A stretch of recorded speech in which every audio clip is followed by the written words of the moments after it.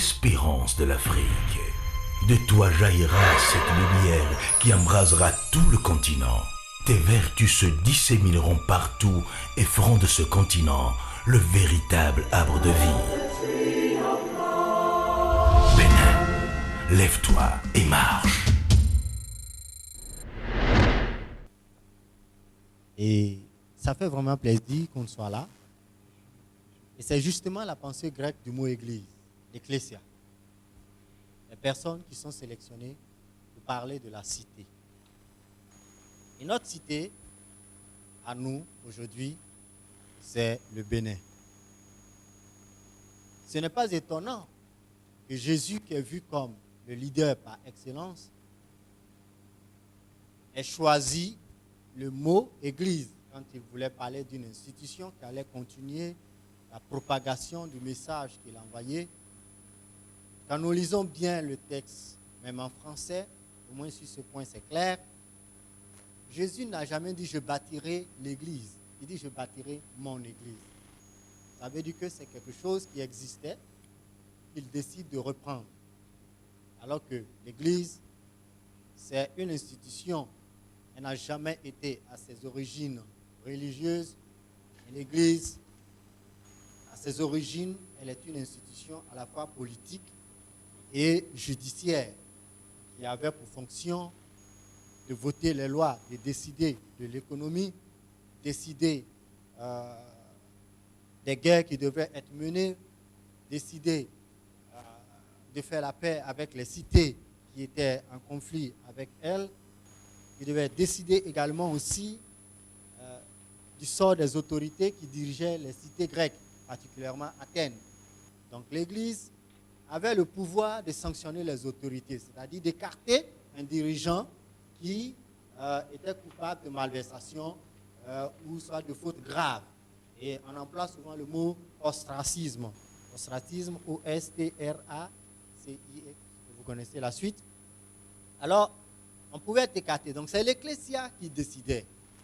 C'est l'église qui décidait. C'est l'église qui votait les budgets. C'est l'église qui décidait les orientations, les nouvelles orientations économiques en fonction des bouleversements géopolitiques que connaissait l'Afrique du Nord, le Proche-Orient et la Grèce particulièrement. Alors, la place de Dieu dans la cité est réelle. Et cela ne date pas d'aujourd'hui.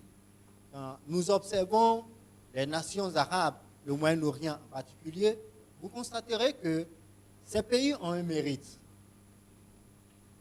Ces pays ont un mérite, c'est en quelque sorte leur politique sociale, particulièrement sur l'économie. Par exemple, vous avez des prêts sans intérêt, qui, c'est vrai, sont des notions qui ont été reprises de la Bible, de l'Ancien Testament. Moïse parle des prêts sans intérêt, mais il faut comprendre que jamais Dieu n'a été écarté de la gestion des cités antiques. Moyen-Orient, tout comme en Afrique.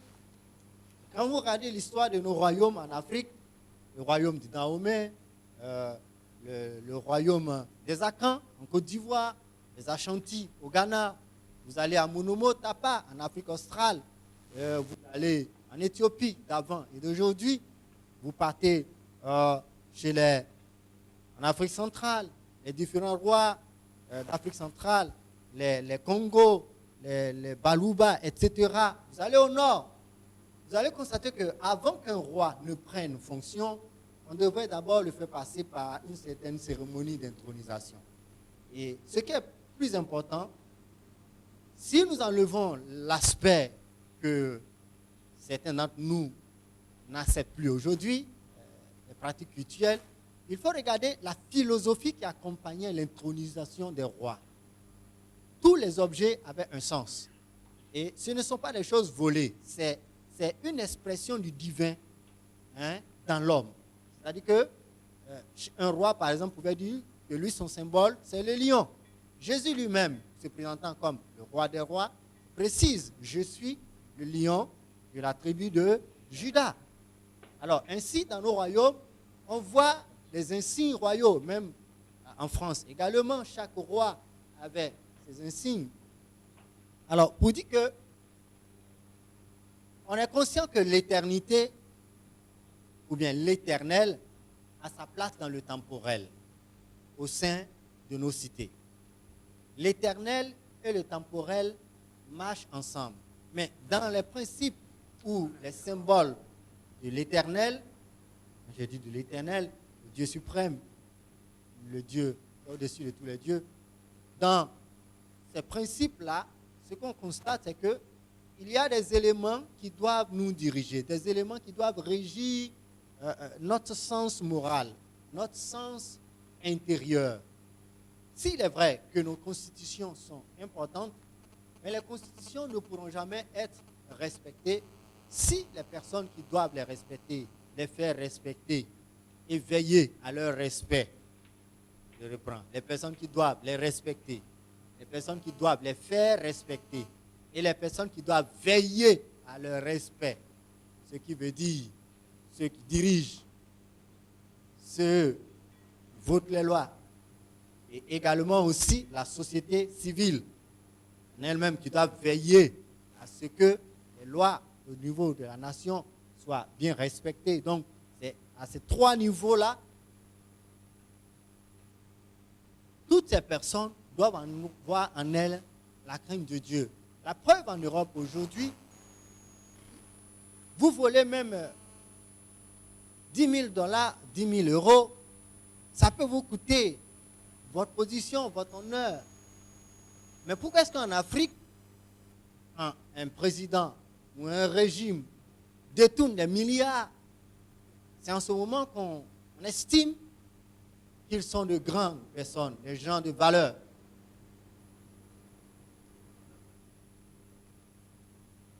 Est-ce que c'est la multiplication des chartes qui va nous changer?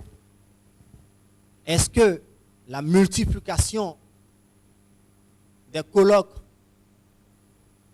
qu'est-ce que ça peut apporter?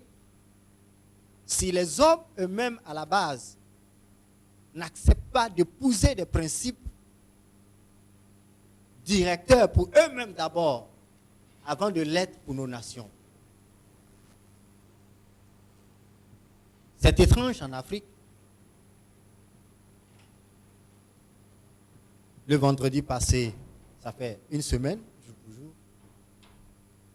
j'étais en Côte d'Ivoire pour parler justement de ces questions.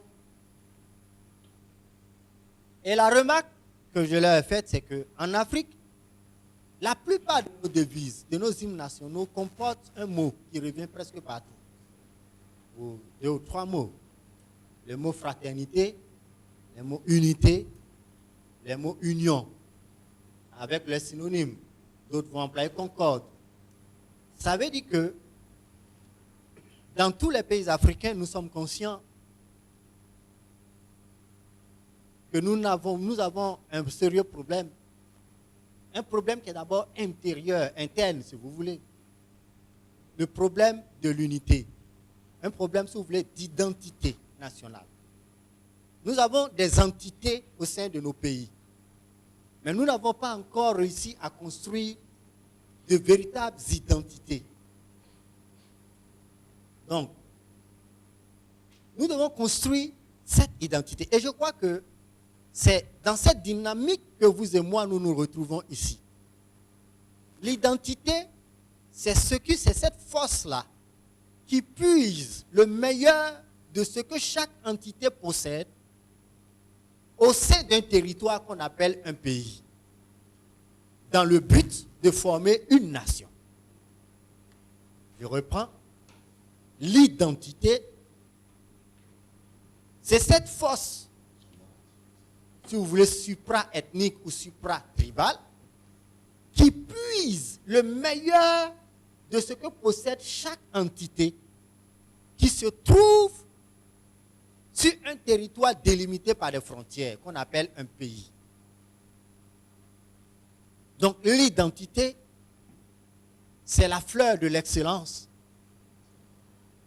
qui naît de la potion, ou bien si vous voulez, de l'élixir des valeurs spirituelles, intellectuelles, culturelles et cultuelles des individus qui peuplent un territoire. Le meilleur de ce qu'il y a dans le Bariba, plus le meilleur de ce qu'il y a dans le Goum, plus le meilleur de ce qu'il y a dans le Mari, plus le meilleur de ce qu'il y a dans l'Adja, plus le meilleur de ce qu'il y a dans le Batonou, plus le meilleur de ce qu'il y a dans le Nago, dans le Yoruba, plus le meilleur de ce qu'il y a, excusez-moi si je ne cite pas, si je n'ai pas pu citer le nom de ta tribu ou de ton ethnie, ce n'est pas volontaire, c'est parce que ça risque de nous prendre tout le temps. Alors ajoute toi-même. Alors, c'est ces meilleurs-là que nous mettons ensemble pour former ce qu'on appelle l'identité béninoise. Nous avons besoin maintenant d'une identité. Et cette identité ne se laisse pas faire ou bien ne se laisse pas étouffer par la couleur politique, par l'appartenance religieuse, par les avantages ou les désavantages naturels. Mais c'est quelque chose de plus fort que cela. C'est à la fois un sentiment, mais c'est aussi une volonté commune. Le produit d'une réflexion individuelle, mais qui regarde dans la même direction.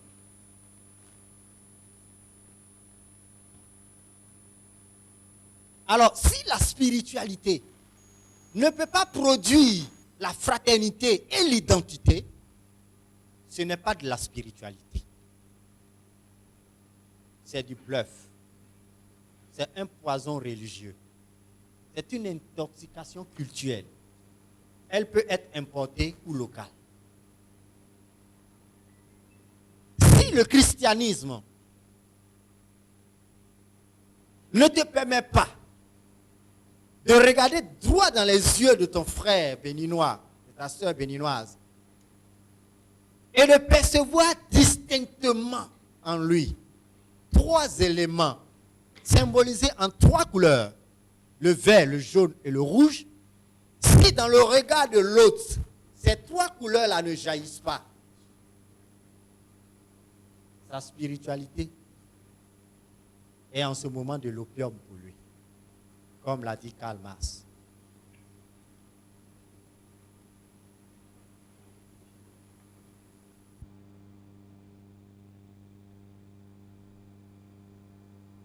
Nous sommes à une nouvelle dispensation dans cette nation. Et là, je vous le répète, personne ne sera plus quelque chose d'important dans cette nation aussi longtemps qu'il va s'appuyer sur le régionalisme ou bien sur sa couleur politique. Et regardez bien, c'est un phénomène qui s'est déclenché et ça ne va pas s'arrêter. Personne ne pourra l'arrêter.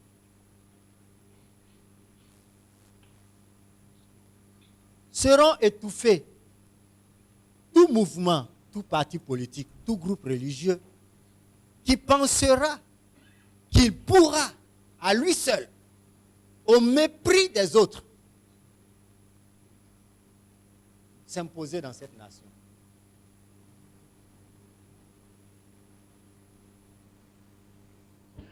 C'est une dispensation qui est passée.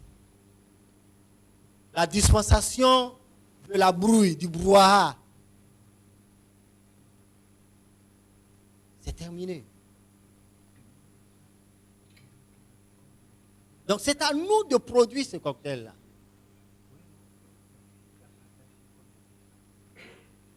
Une réflexion profonde. Qu'est-ce qui sort de nos temples? Si la récitation des versets coraniques ne produit pas en toi la fraternité pour t'amener en accord ou en symbiose ou en osmose avec les autres, à forger une identité réelle, une identité béninoise, il y a un problème. Vous savez, il y a de cela 2 mois,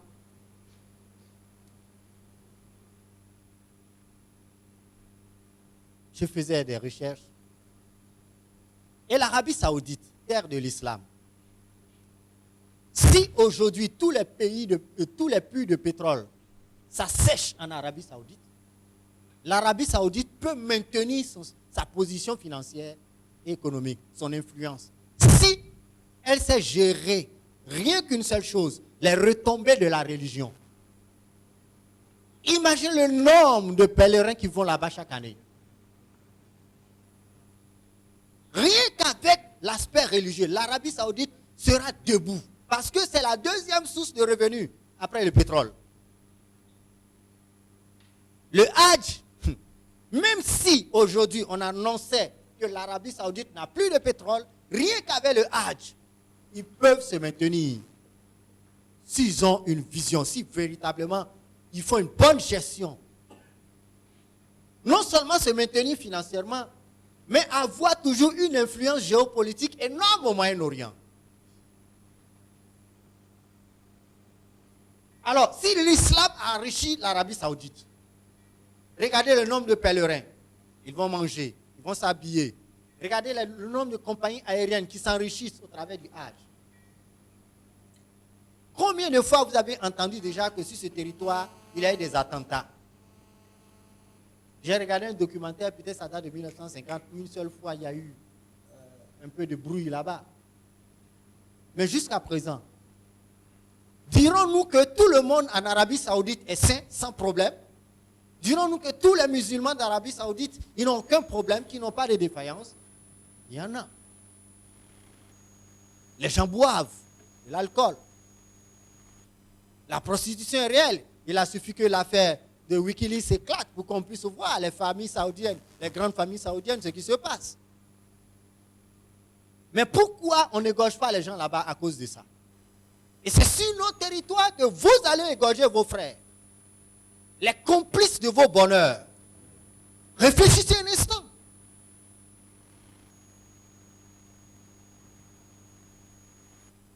Vous prenez Israël. Regardez le nombre de pèlerins, le nombre de chrétiens de par le monde entier qui vont là-bas. Depuis le 11e siècle, où les gens ont commencé à visiter. Donc imaginez les sous que se fait l'État juif. Avec le nom de Jésus. Même si eux-mêmes, beaucoup de juifs ne le reconnaissent pas. Mais ils reconnaissent quand même que l'arrivée de tous ces pèlerins-là, pour aller visiter le tombeau de Jésus, etc., etc. Regardez ce que ça rapporte. Regardez les compagnies aériennes qui s'enrichissent avec la religion.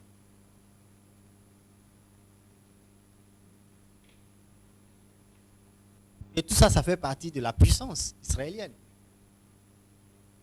Les gens vont adorer Bouddha jusqu'en Inde.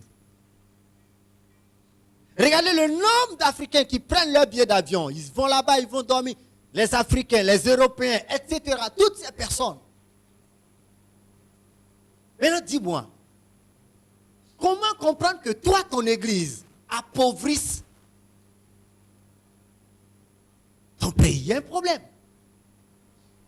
Comment comprendre que toi, ta mosquée, ou bien quand toi tu cites les versets du Coran, c'est pour diminuer la masse des consommateurs ou des producteurs par des attentats, etc.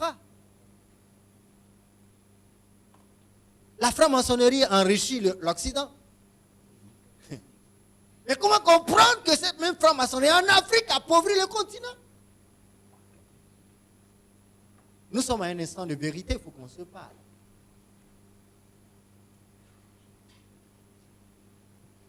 Alors, c'est à nous de revoir. Avant d'être musulman, c'est que je suis d'abord béninois. Personne n'est né musulman. Personne n'est né chrétien. Personne n'est né bouddhiste, etc. Ou fétichiste, ou tout ce que vous voulez. Vous naissez d'abord en tant que citoyen béninois. Donnez-moi le nom de quelqu'un qui est né citoyen chrétien. Vous en connaissez? Moi, je n'en connais pas.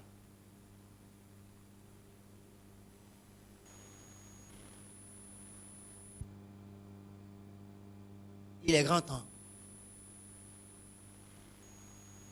Jamais une seule entité dans une nation ne détiendra les meilleurs hommes. Dieu s'arrange toujours pour rappeler aux hommes que lui, il est Dieu, que eux, ils sont des hommes. Vous ne pouvez pas, ce n'est pas possible. Même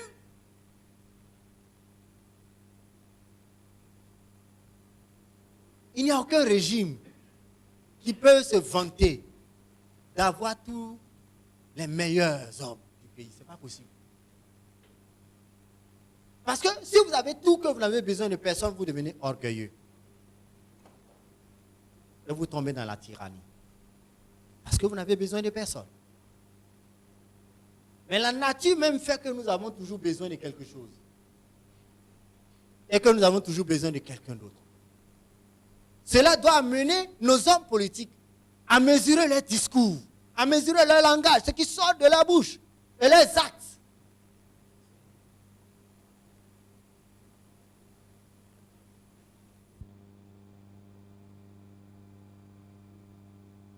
Nos idées sont à l'image des temples de spiritualité.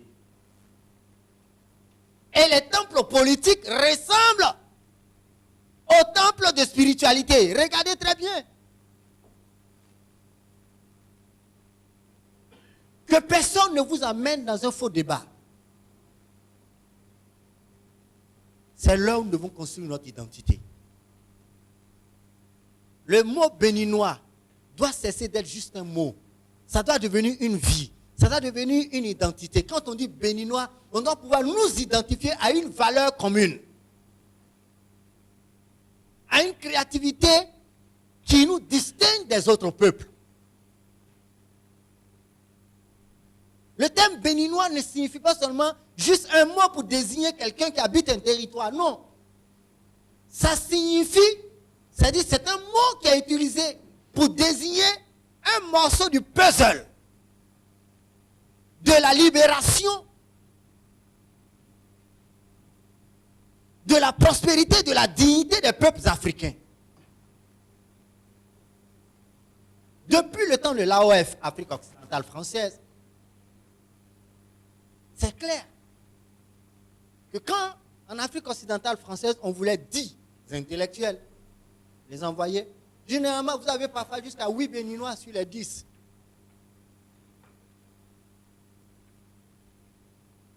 Et même aujourd'hui, il y a plusieurs pays en Afrique dont les administrations ont été forgées par les Béninois.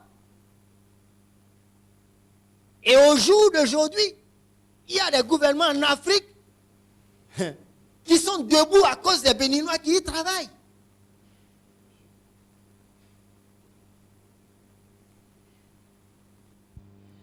Donc, les éminences grises sur le continent africain, en grande partie, sont des éminences grises made in Bénin.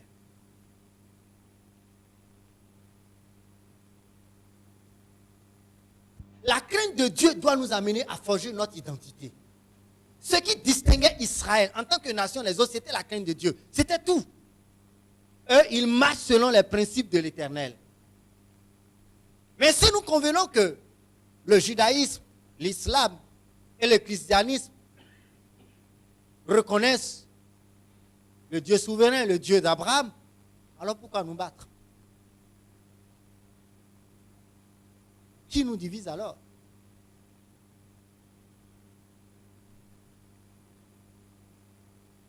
Notre identité. Notre identité. C'est-à-dire qu'aujourd'hui, quand tu dis américain, même s'il est le plus pauvre, s'il doit mettre dans un bidonville aux États-Unis et qu'on l'amène dans un autre pays, dès qu'on dit américain, on le regarde autrement. Alors nous allons le réaliser. Dans 15 ans maximum. Quand on va dire voici un béninois, on doit te regarder avec une identité. On dit oui, c'est un béninois. Il ne faut plus que ce soit comme aujourd'hui. C'est un béninois.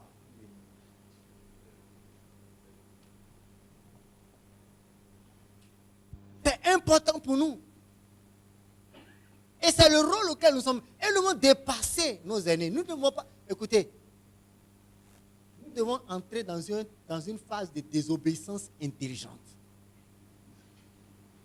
Qu'est-ce que j'ai dit? Une phase de désobéissance intelligente et bien éclairée.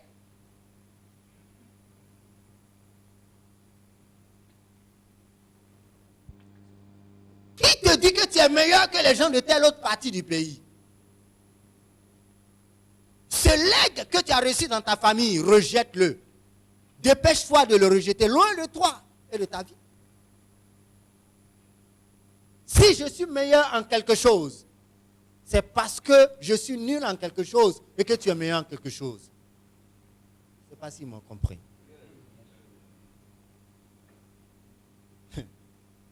Tu es meilleur en quelque chose parce que je suis nul dans ce domaine particulier. Et que tu te travailles, tu t'évertues à développer cette capacité, ce don-là, que tu deviens meilleur.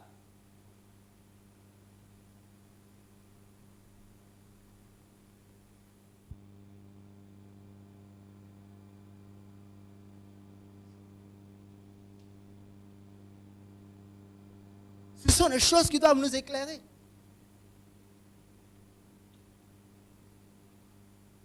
Et ce que je suis en train de dire, je le prends sur une base historique, à la fois politique, à la fois théologique et biblique. C'est pourquoi je n'ai pas encore lu le test.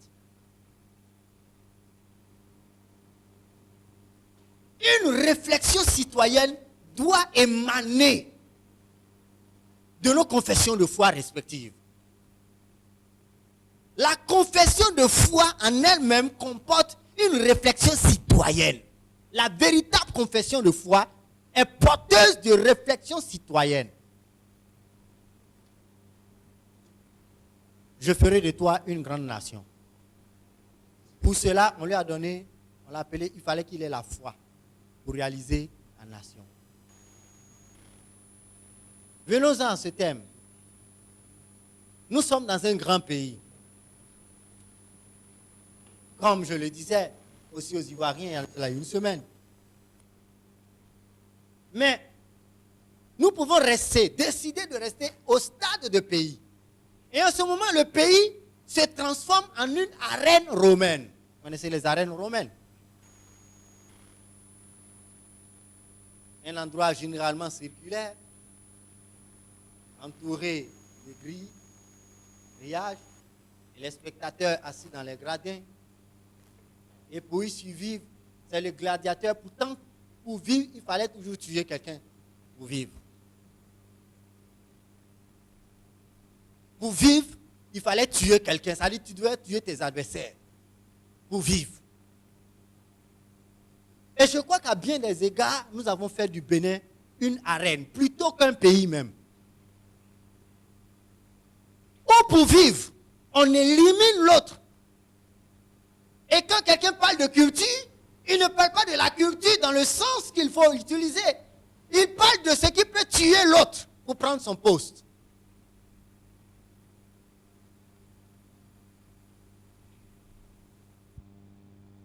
Nous ne devons pas être une arène.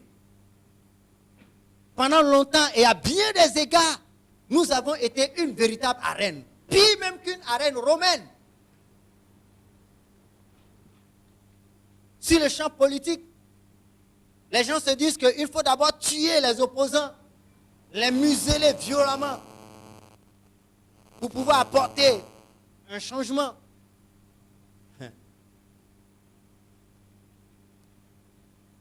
Et celui qui a l'opposant à la touche, il cherchera à détruire celui qui est aux commandes du pays pour montrer qu'il est un bon opposant. Même quand celui qui est là fait quelque chose de bien, on dit, oh, ça là c'était déjà prévu. Mais la continuité fait partie de la construction d'une nation. Et ceux qui agissent dans la continuité ne doivent pas aussi faire comme si c'est eux qui ont créé la chose. Ils doivent être assez humbles pour dire, ah, il y a eu des projets avant nous qui étaient de très bons projets Et nous honorons ceux-là qui ont conçu ces projets. Et nous voulons demander la main d'association de tous pour réaliser ces projets. Ça fait humilité, ça fait franchise et ça donne de la considération à ces personnes. Et c'est comme ça que nous devons réfléchir désormais. Notre pays ne doit plus être une arène. Sur le plan politique, sur le plan religieux, partout, c'est une arène. On se tue. On se promène comme des loups qui affamés depuis des mois, rôdant autour d'une cité, guettant le premier imprudent qui s'aventurait hors de la muraille pour le dévorer. C'est comme ça que beaucoup d'opposants au Bénin et en Afrique se comportent. À Abidjan, je leur ai dit, mais qu'est-ce que vous avez? Parce que vous n'êtes pas au pouvoir, il faut peindre votre pays en noir. Mais regardez un peu les pays où vous êtes déclarés réfugiés politiques. Les Français peuvent avoir tous les problèmes du monde, mais jamais il ne va toucher à la France. L'Américain peut avoir... Regardez, Snowden, Edward Snowden. Récemment, quand l'affaire a éclaté avec l'Ukraine, j'ai suivi. Il dit qu'il aime son pays et qu'il n'a jamais trahi les États-Unis. Bref, je ne suis pas dans le secret des dieux, mais je le prends par rapport à ce qu'il a dit. Même en pleine crise, il est gardé par les Russes. Il est en Russie, mais il se garde de faire certaines choses. Que vous soyez exilé ou réfugié politique de gré, de force ou inventé,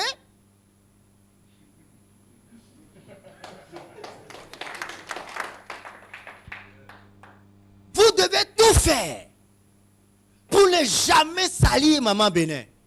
Elle était malade, mais je vous annonce qu'elle s'est déjà levée.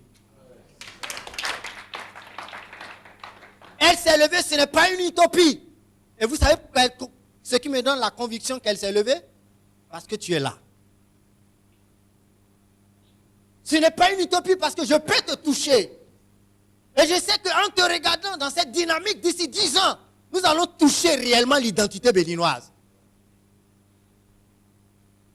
Ce n'est pas un mirage, parce que toi qui me regardes, tu n'es pas un mirage. Toi qui m'écoutes, tu n'es pas un mirage. Tu es réel, je peux entendre ta voix, je peux te regarder, je peux voir comment tu es beau, je peux voir ton cœur bondir au-dedans de toi.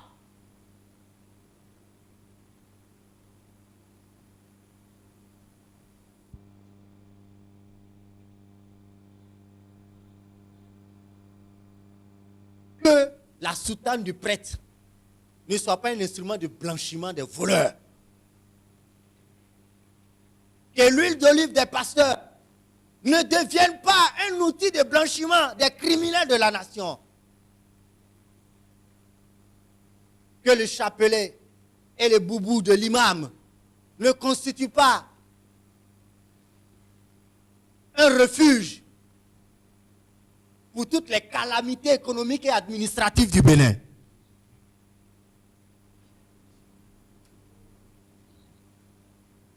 Qu'aucune loge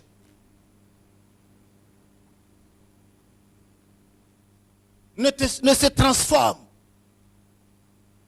en édicteur d'amnistie pour tous les criminels, ceux qui ont bouffé l'espérance de nos enfants, qui ont bouffé l'espérance des Béninois, qui se sont fait le plaisir de manger le verre de l'espoir de notre pays, de notre drapeau national.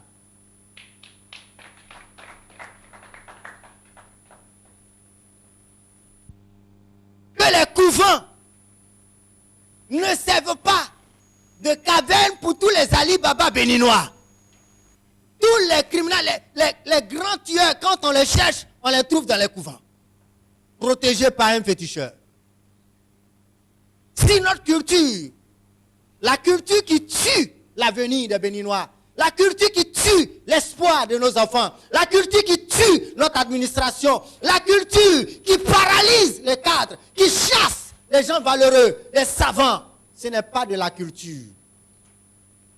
C'est de la moisissure intellectuelle.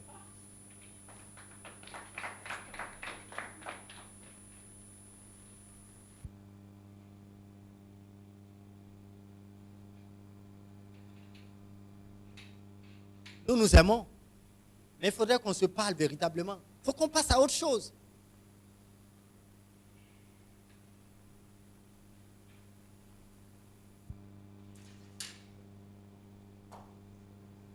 Et c'est ce temps qui a sonné pour nous. Alors, lorsque les valeurs, ou bien si vous voulez, lorsque les entités se refusent à produire le meilleur de ce qu'elles ont pour former une entité, pour former une identité, excusez-moi, lorsque les entités à l'intérieur d'un territoire qu'on appelle pays se refusent de produire le meilleur de ce qu'elles possèdent en vue de former une identité. Et cette identité qui doit conduire à la création de la nation, et à la souveraineté de cette nation, et à la prospérité pérenne de cette nation. Lorsque les entités refusent de le faire, elles transforment le territoire national en une arène nationale, où se battent les fauves et les félins les plus dangereux, où on rencontre les anacondas, les reptiles les plus venimeux, aussi bien dans l'administration, dans la politique, dans les églises, mosquées, couvents, loges, etc.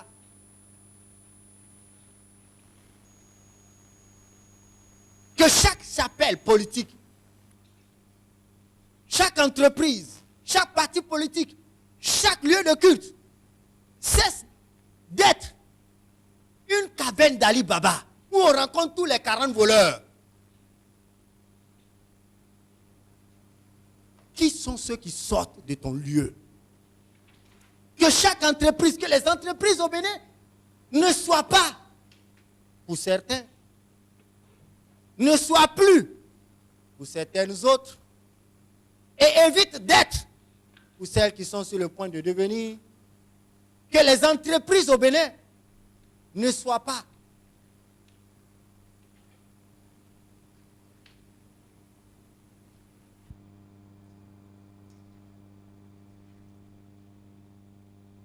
des centres de détention, ne deviennent pas des entreprises pénitentiaires, où le fonctionnaire ou le travailleur béninois, il va juste pour survivre. Il travaille sans dignité, sa dignité est bafouée. Son foyer est déséquilibré par le maigre salaire qui lui est payé difficilement. Où les pères de famille sont ridiculisés, infantilisés. Ou même on ne peut pas payer le SMIC. Chaque entreprise béninoise doit devenir un centre, un lieu de convergence de valeurs, un lieu de dispensation de grandeur, de valeur, de noblesse. Les fonctionnaires doivent aller au travail, que ce soit dans le public comme dans le privé. Ils doivent se rendre au travail, pas pour poursuivre ce qu'ils vont manger seulement, mais pour écrire l'histoire de la grande nation que nous avons décidé de construire, qui s'appelle le Bénin. Et nous y parviendrons. Je dis que nous y parviendrons. Parce que je te vois. Nous y parviendrons. Peut-être pas l'année prochaine. Peut-être pas dans 2 ans. Mais nos yeux verront.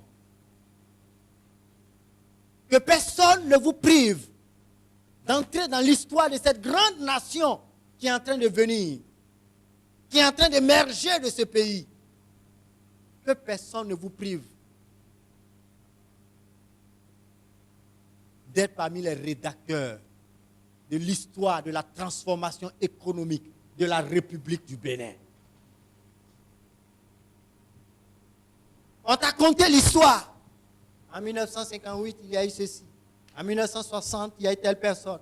On t'a parlé de Hubert Maga. On t'a parlé de Apiti. On t'a parlé d'Aroma Degbe. On t'a parlé de Mathieu Kérékou. On t'a parlé peut-être de Nicéphore Soglo. On t'a parlé peut-être de Yahi Boni.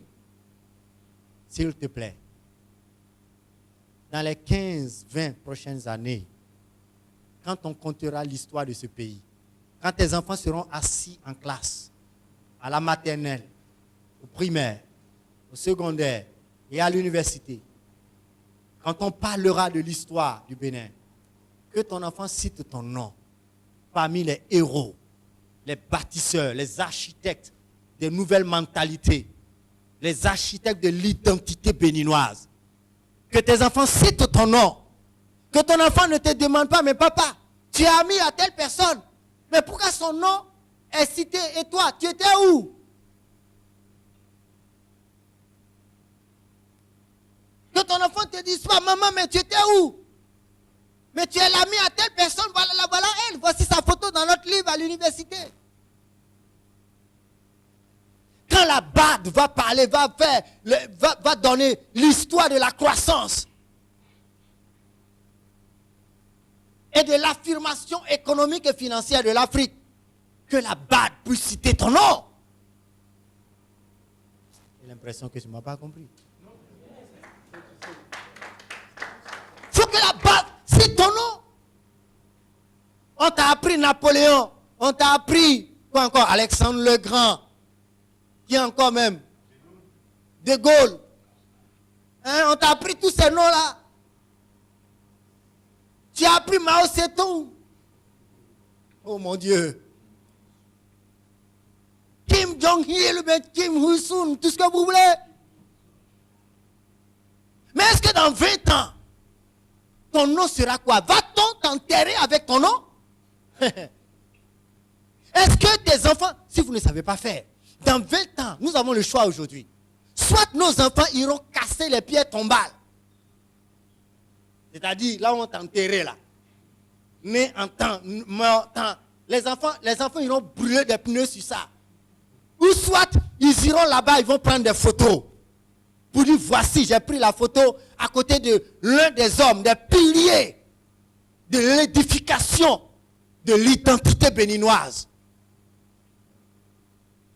Ou bien on se lève un matin et puis on trouve que ta tombe, ça a été profané. Tellement tu as volé, tellement tu n'as rien fait, alors que tu pouvais faire quelque chose.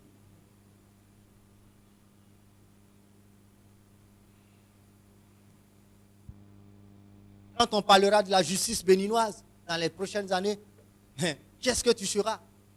L'un de ces nombreux avocats corrompus qui ont passé leur temps à tout faire pour arracher les biens des veuves et des orphelins.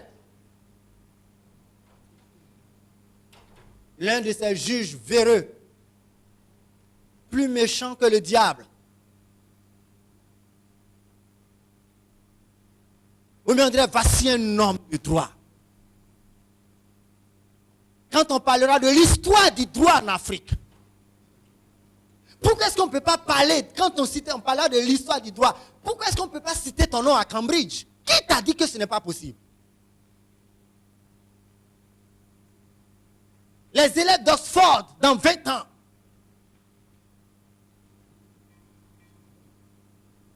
ne peuvent-ils pas citer ton nom parmi les hommes qui ont apporté une grande transformation dans le droit international? Nous ne vivons pas pour nous, mais nous vivons pour nos enfants. Un homme qui vit pour lui-même a déjà échoué. Tu vis pour la postérité. Et Jésus, en tant que leader, il dit ceci. Si le grain de blé ne tombe pas en terre, il reste seul. Qu'on ne t'enterre pas seul.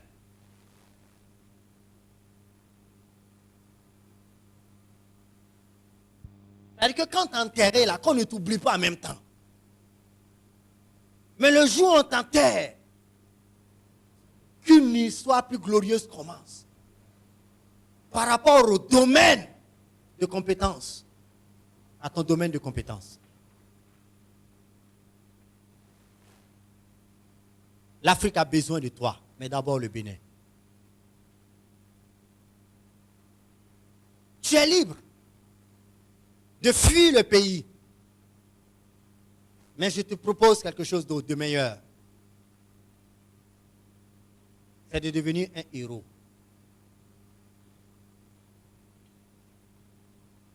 Oui. Imaginez un instant que Louis Pasteur ait fui sa cité. Lorsque les épidémies ou les maladies faisaient rage, l'aurait-on connu aujourd'hui?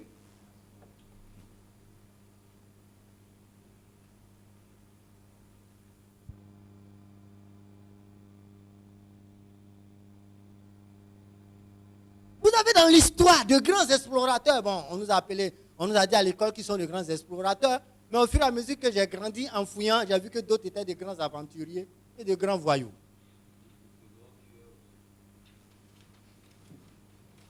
Ok? On l'a embelli, bon, l'histoire des grands explorateurs. Mais quelque part, ils le méritent. Même quand ils étaient persécutés chez eux, certains sont partis à l'aventure d'eux-mêmes. Mais quand ils ont fait des découvertes, ils sont retournés dans leur patrie. Et ils ont rapporté toutes les connaissances qu'ils avaient acquises. Beaucoup sont devenus anthropologues sans jamais avoir fait ces cours-là. En Europe. Mais quand un Africain béninois, quand tu voyages, mon ami ivoirien, bien malien, je ne sais pas. Tu voyages comment? Tu voyages pour ton ventre. Les autres ont voyagé pour l'honneur de leur patrie. Ils ont voyagé au nom de la couronne, c'est-à-dire du roi ou de la reine. Même persécutés chez eux, fuyant la persécution. Les pères pèlerins. Pour ce qui est devenu aujourd'hui les États-Unis d'Amérique.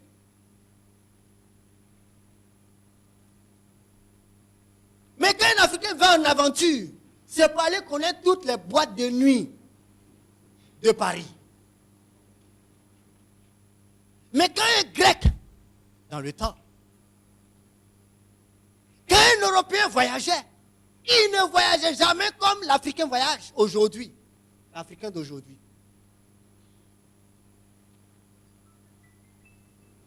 Il peut partir en tant que paria, mais il revient en tant que héros. Alors tu ne peux pas prétexter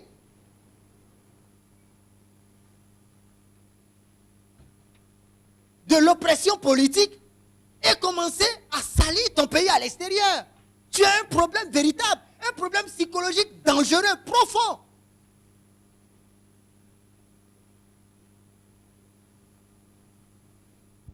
Et c'est ça, c'est là. Voilà les éléments que nous devons changer. Où est la crainte de Dieu? Nous parlons de la foi, il faut avoir la foi. Mais celui qu'on appelle le père de la foi, Abraham, que musulmans, juifs et chrétiens reconnaissent, on lui a donné la foi pour bâtir une grande nation, pas une grande mosquée ou une grande église ou une grande synagogue. Non, tu seras le père d'une grande nation avec tout ce que ça comporte.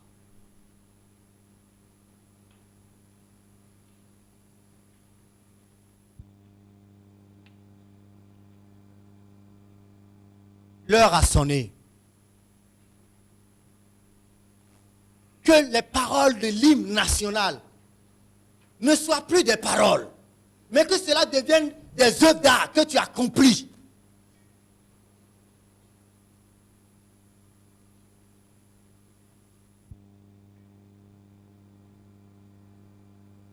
Bâtissons notre identité.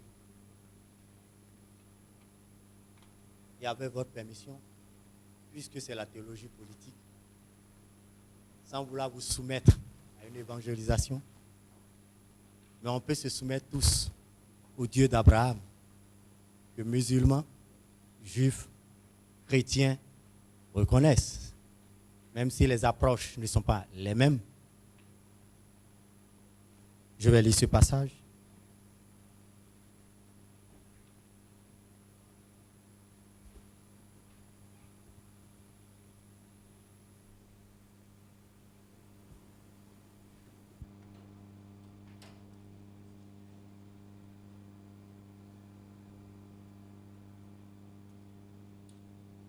C'est Ésaïe, le chapitre 1.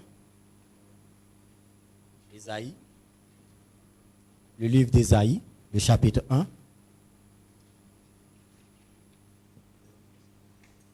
Je lis du verset 12, à partir du verset 12.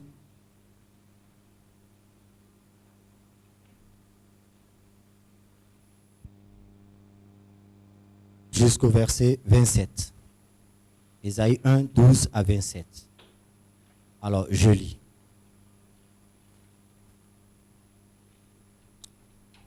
Quand vous vous présentez devant moi, qui vous demande de souiller mes parvis? Cessez d'apporter de vaines offrandes. J'ai en horreur l'encens, les nouvelles lunes, le sabbat et les assemblées. Je ne puis voir le crime s'associer aux solennités. Mon âme hait vos nouvelles lunes et vos fêtes. Elles me sont à charge. Je suis las de les supporter. Quand vous étendez vos mains, je détourne de vous mes yeux. Quand vous multipliez les prières, je n'écoute pas. Vos mains sont pleines de sang. Lavez-vous, purifiez-vous. Ôtez de devant mes yeux la méchanceté de vos actions. Cessez de faire le mal. Apprenez à faire le bien. Recherchez la justice. Protégez l'opprimé. Faites droit à l'orphelin. Défendez la veuve. Venez et plaidons, dit l'Éternel. Si vos péchés sont comme le cramoisi, ils deviendront blancs comme la neige. S'ils sont rouges comme la pourpre, ils deviendront comme la laine. Si vous avez de la bonne volonté et si vous êtes docile, vous mangerez les meilleures productions du pays. Mais si vous résistez et si vous êtes rebelle, vous serez dévorés par le glaive, car la bouche de l'Éternel a parlé. Quoi donc? La cité fidèle est devenue une prostituée. Elle était remplie d'équité. La justice y habitait. Et maintenant, il y a des assassins. Ton argent s'est changé en scorie. Ton vin a été coupé d'eau. Tes chefs sont rebelles et complices des voleurs. Tous aiment les présents et courent après les récompenses. Ils ne font pas droit à l'orphelin. Et la cause de la veuve ne vient pas jusqu'à eux. C'est pourquoi voici ce que dit le Seigneur, l'Éternel des armées, le fort du Bénin. Ah, je tirerai satisfaction de mes adversaires et je me vengerai de mes ennemis. Je porterai ma main sur toi, je fondrai tes scories comme avec de la potasse. Et j'enlèverai toutes tes parcelles de plomb. Je rétablirai tes juges tels qu'ils étaient autrefois et tes conseillers tels qu'ils étaient au commencement. Après cela, on t'appellera ville de la justice, cité fidèle. 27. Sion sera sauvé, je mets un cotonou, par la droiture. Et ceux qui s'y convertiront seront sauvés par la justice. C'est Ésaïe qui parle. Et le monsieur, il a exercé son ministère de 740 avant Jésus-Christ jusqu'à 680 avant Jésus-Christ. Et quand vous commencez le livre d'Ésaïe, le livre commence avec une note purement politique. Jamais le livre d'Ésaïe n'a commencé avec une note spirituelle, parce que Ésaïe 1, le verset 1, dit ceci: prophétie d'Ésaïe, fils d'Amos, sur Juda et Jérusalem, au temps d'Ozias, ici les rois, de Jotam, d'Akaz, d'Ézéchias, roi de Juda. Ça fait 1, 2, 3, 4. La foi, la spiritualité a pour fonction de poser la cité sur les fondements de l'équité, de la justice, du partage, de la solidarité. Alors, monsieur le prêtre, le pasteur, l'imam, monsieur le chef de couvent ou le maître de la loge,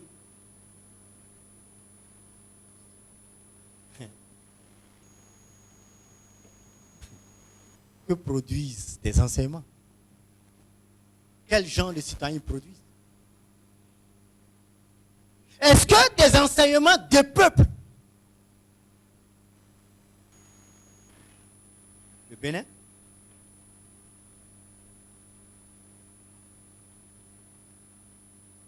est-ce que des enseignements constituent un mirage? C'est-à-dire un point d'eau imaginaire après lequel on court sans jamais atteindre parce qu'il n'a jamais existé. Une fontaine sans eau. Des nuages, des nuées sans eau. C'est nous qui décidons. Et Écoutez, eux, ils sont déjà âgés. Ils sont plus près de la porte de la mort que nous. Alors, si quelqu'un refuse de se séparer de ses scories, tu n'es pas obligé de mourir avec lui. On dit le méchant court. Il s'en va tomber dans la fosse, que personne ne l'arrête. C'est le temps. Et voici ce magnifique drapeau.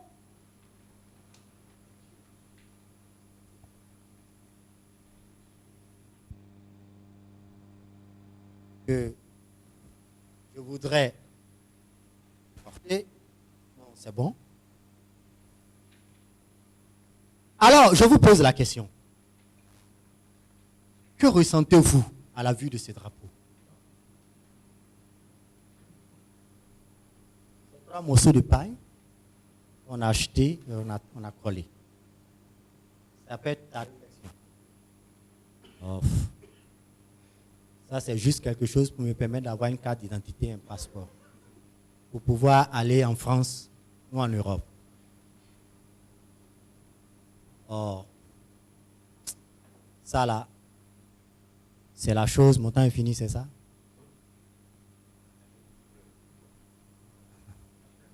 Après. Qu'est-ce que ça représente pour toi? Chef de parti politique, pasteur, prêtre. Est-ce que le prêtre béninois se sent plus vaticanisé que béninois?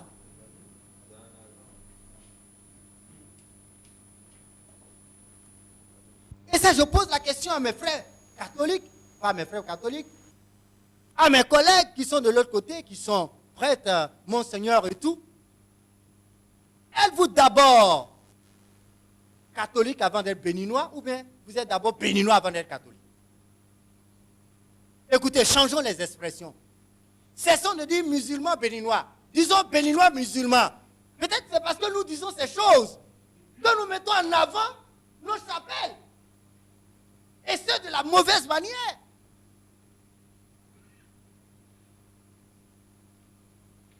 Catholique béninois, c'est plutôt béninois catholique, je crois. Non, écoutez, sur le plan, allons à la réflexion simple. Qui naît avec, entre nous, soyons sérieux.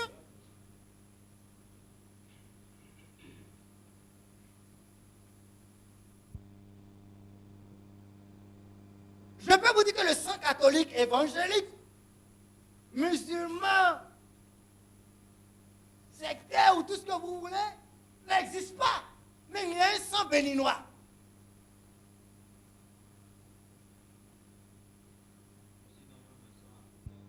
Le jeune homme béninois a trois couleurs, le vert, le jaune et le rouge. Le vert. Hein? Notre vert.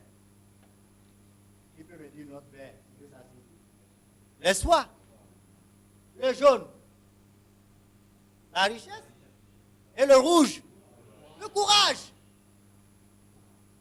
Ça veut dire que chaque entreprise béninoise doit être porteuse d'espoir pour les générations à venir. Ça veut dire que chaque entreprise au Bénin doit être une entreprise pérenne. Elle ne doit pas mourir le même jour que son fondateur.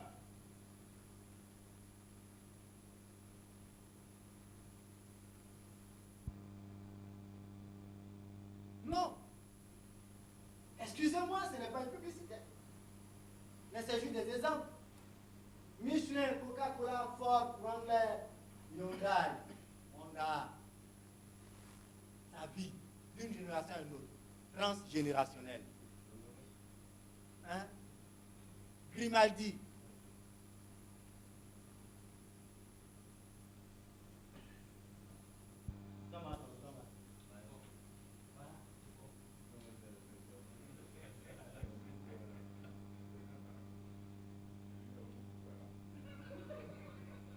Amen.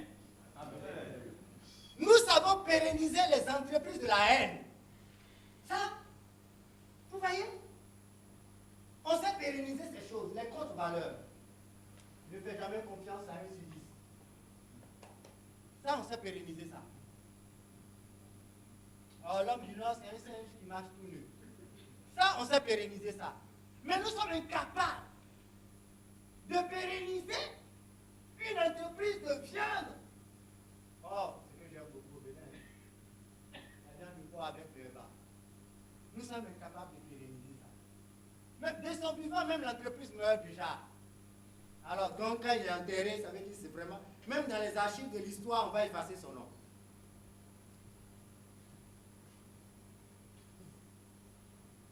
L'espoir. Quels sont ces partis politiques? Je sais, c'est quoi? Il y a peut-être le monsieur et sa femme dedans seulement. Le parti meurt juste après les campagnes présidentielles, ou législatives, ou municipales. Il naît et il meurt. Juste une période de 3 mois. Mais comment voulez-vous qu'avec de tels partis, on puisse avoir une ligne politique sérieuse? On ne peut pas en avoir. Parce que dans le fond, le parti ne porte que les couleurs d'une ethnie ou d'une tribu.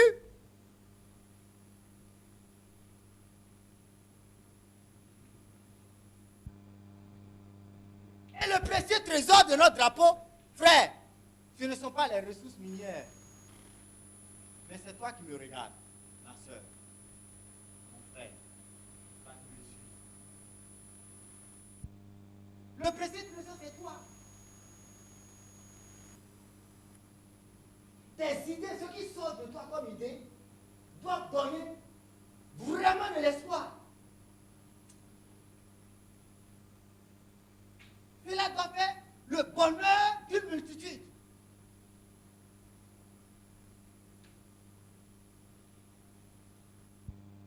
Quand quelqu'un vient te voir, il faut qu'il soit encouragé. Je suis sûr que si c'était le drapeau américain que j'avais attrapé comme ça,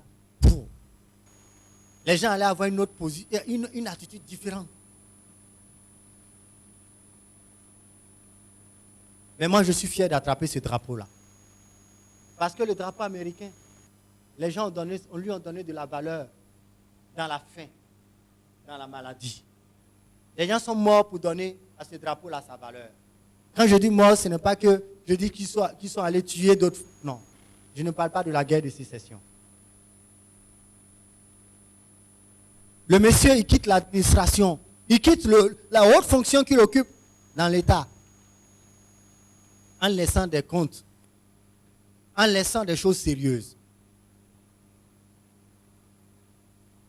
Non, ce poste-là, c'est seulement pour les gens du Nord, c'est seulement pour les gens du Sud. Quelle folie! Donc même quand c'était cancre, il faut le maintenir. Et un homme au Xe siècle avant Jésus-Christ, le roi Salomon disait, celui qui donne une haute responsabilité à un incompétent est comme un archer qui blesse tout le monde.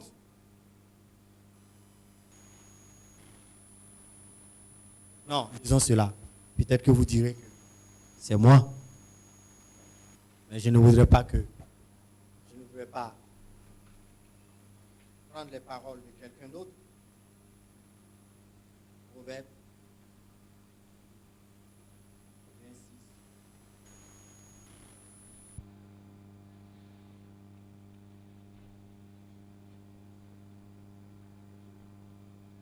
Verset 10. Comme un archer qui blesse tout le monde, ainsi est celui qui prend à gage les insensés et le premier venu. Et une autre traduction dit ceci.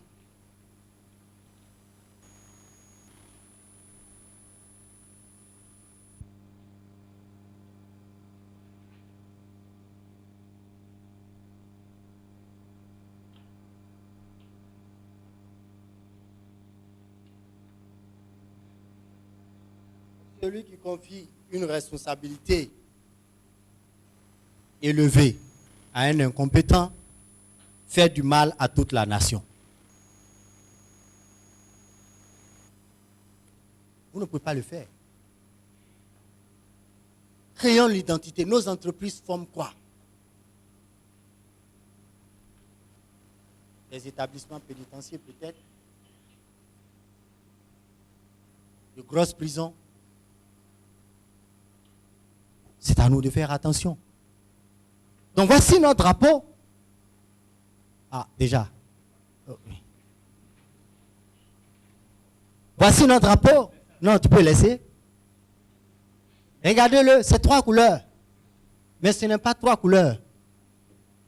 C'est 3 sacrifices. C'est de la volonté qu'il nous faut. Véritablement de la volonté. Je sais quelque part, et je vais vous faire cette illustration. Ceci, ne vous en faites pas. Je ne sais pas si les cadreurs. Ceci, c'est du sable, hein, la terre du Bénin. Vous voyez, c'est juste pour une illustration. C'est la terre du Bénin. Voilà.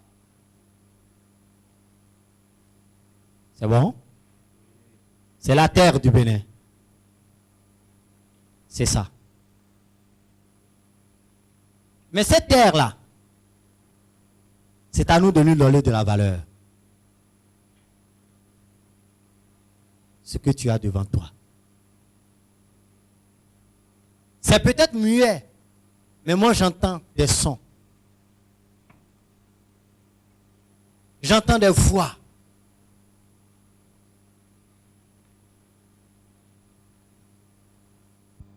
J'entends des gloires à Dieu pour nos pères qui ont été avant nous. J'entends vraiment nos pères, nos mères ont lutté. Aujourd'hui, nous sommes dans la paix et le bonheur. Mais on peut aussi entendre d'autres voix, des coups de canon. On peut aussi entendre des blessures, des gens qui gémissent parce qu'ils ont faim, parce qu'ils ont soif. Parce que dans les tribunaux, ils ont toujours tort, même quand ils ont raison. On peut aussi entendre, si nous le voulons, des cancres se réjouir, tandis que les personnes compétentes sont en train de murmurer. On peut entendre le bruit des casseroles, des gens qui ont faim. Tout comme aussi on peut entendre le vomissement des moteurs qui exportent de la nourriture. On peut entendre des présidents d'ONG qui sont en train de dire il nous faut envoyer telle quantité de riz à tel pays sinistré en Afrique ou en Asie ou même en Europe. Dans ce sable, votre volonté, comme on a lu tout à l'heure dans le texte biblique, déterminera ce qu'il sera. Ça peut être désormais la terre sur laquelle on rencontre les grands juges. Ça peut être désormais la terre où on va chercher les grands avocats quand on a besoin de résoudre certains problèmes à l'étranger à cause de leur intégrité, à cause de leur professionnalisme. Le visa délivré par ce pays peut prendre toute une autre valeur. Ça dépend de vous, de nous. Le passeport des gens qui foulent ce territoire, le passeport de cette nation, sa valeur dépend de ce que nous allons décider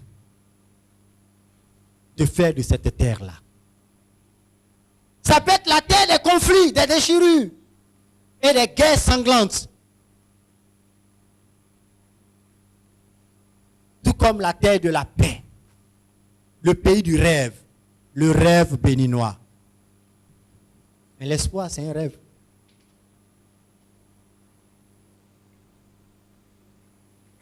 Ça peut être la terre où on rencontre les meilleurs hommes à cause de leur valeur morale, de leur façon de travailler.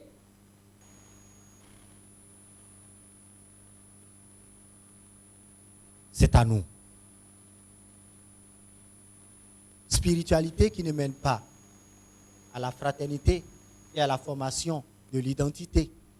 Ce n'est pas de la spiritualité, c'est du leurre. Je vous remercie.